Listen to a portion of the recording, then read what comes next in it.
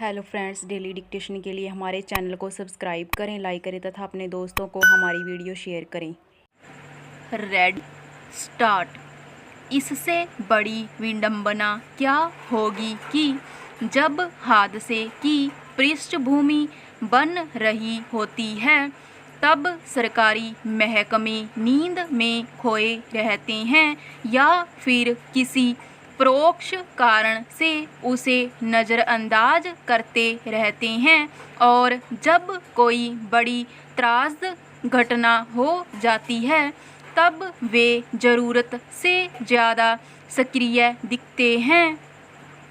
अफसोसनाक यह भी है कि जो इमारतें अपनी बुनियाद में ही हादसे की ज़मीन साथ लिए होती हैं, उनके निर्माण के समय या फिर बाद में उनमें नियम कायदों को ताक पर रख कर संचालित गतिविधियों की इजाज़त दी जाती है, और जब वहाँ हुए हादसे में जानमाल के नुकसान का मामला तूल पकड़ लेता है तब आनन फानन में दिशाहीन कार्रवाई करने का दिखावा किया जाता है।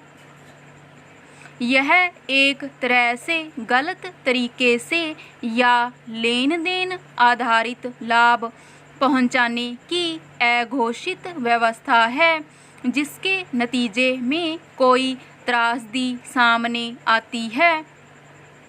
राजधानी दिल्ली के राजेंद्र नगर इलाके में एक कोचिंग सेंटर के बेसमेंट में बरसात का पानी भर जाने की वजह से भारतीय प्रशासनिक सेवा की परीक्षाओं की तैयारी करने वाले 3 विद्यार्थियों की मौत की घटना इसी का उदाहरण है। पहरा।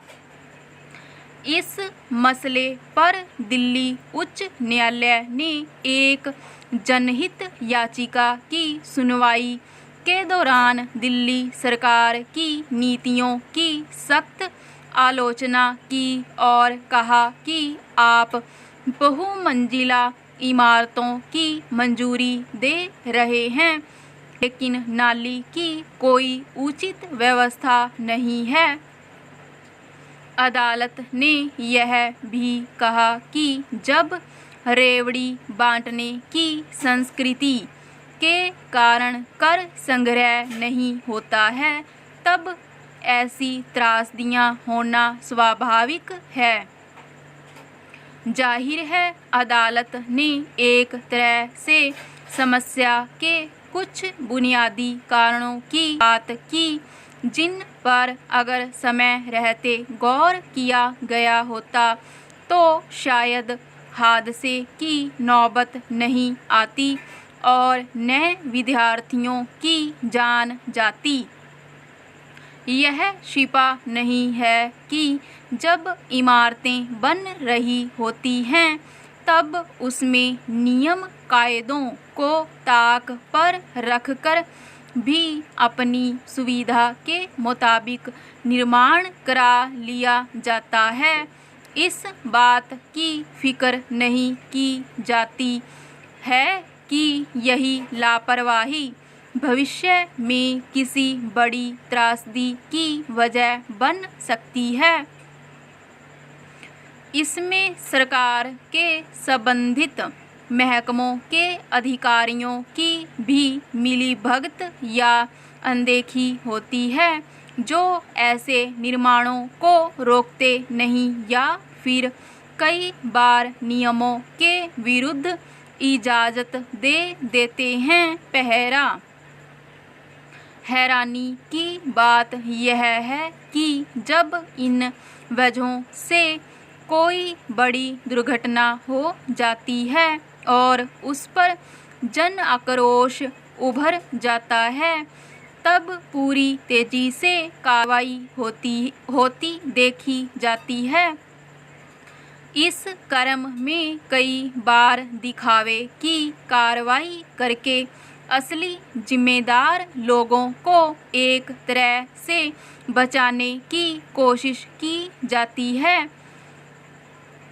राजेंद्र नगर के बेसमेंट में हुए हादसे के बाद वहां सामने की सड़क से गुजरते एक वाहन चालक को बिना देरी किए गिरफ्तार किया गया, मगर उन अधिकारियों के खिलाफ इतनी ही तेज कार्रवाई करना जरूरी नहीं समझा गया, जिनकी अनदेखी, लापरवाही या फिर इजाज़त से बेसमेंट में पुस्तकालय चल रहा था।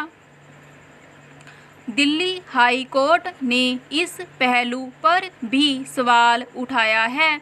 अब दिल्ली सरकार की ओर से यह कहा गया है कि राजधानी में संचालित कोचिंग केंद्रों को नियंत्रित करने के लिए कानून लाया जाएगा। उप राज्यपाल ने भी शहर में कोचिंग सेंटरों को विनियमित करने के लिए एक समिति बनाने की घोषणा की। सवाल है कि अब तक कोचिंग सेंटरों की गतिविधियों को किस आधार पर सुरक्षा संबंधी जरूरी उपायों पर अमल करने की बाध्यता से बख्शा गया था और सरकारों की नींद किसी बड़ी त्रासदी के बाद ही क्यों खुलती है। स्टॉप।